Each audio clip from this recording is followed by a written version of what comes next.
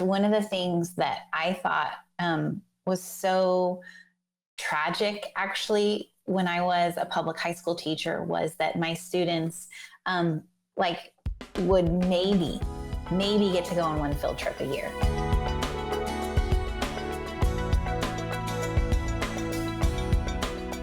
Let's talk about field trips and how field trips play into adventure and building relationships, because we talked a lot in the first episode about nature and what that looks like. Yeah. Let's talk about field trips.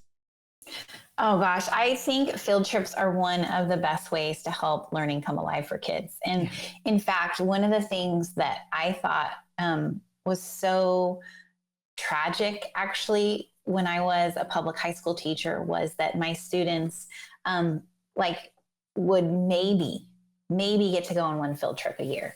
And in high school, a lot of times they didn't go on any. Right. And I just thought, wow, they're missing out. There's so many great things to explore outside of the world, the four walls of our classroom, out in the world. And I just thought, man, when I have kids, I want to do a lot of field trips, because it shakes us up, right? And when we're in our normal routine and all we do is inside of that routine, it's easy to kind of be head down and to not look up and be like, wow, this place is incredible. I live in this incredible world with all these things that I can learn from and see God in and grow my mind.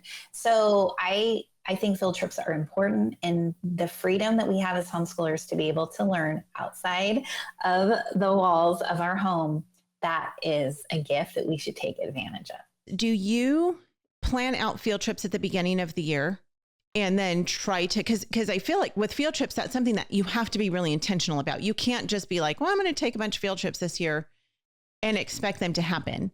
I mean, you don't have to plan out every single week of the school year. Every seasoned homeschool mom knows that you never plan out every single week of the year because it's going to fall apart at some point, but maybe month to month.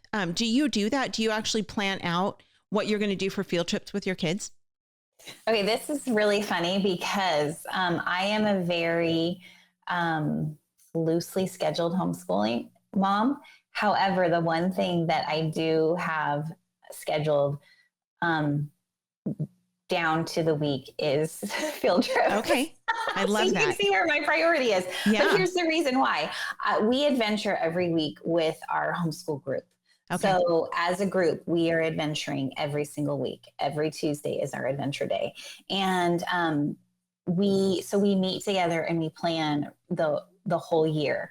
But here's the thing, we hold our plans loosely because plans change. Sometimes it's like, oh, it rained and the trails are closed, so we have to go to a museum. Sometimes it's too hot and we switch the trail we had planned and we go to the beach.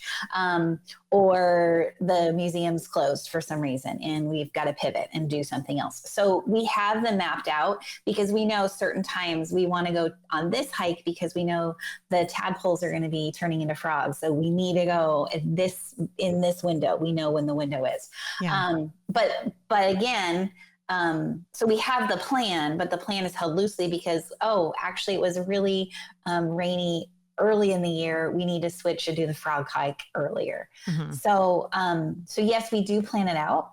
Okay. And we have things that are our favorites, and certain times of year we do favorite activities, but we're very willing to be flexible because we get to be.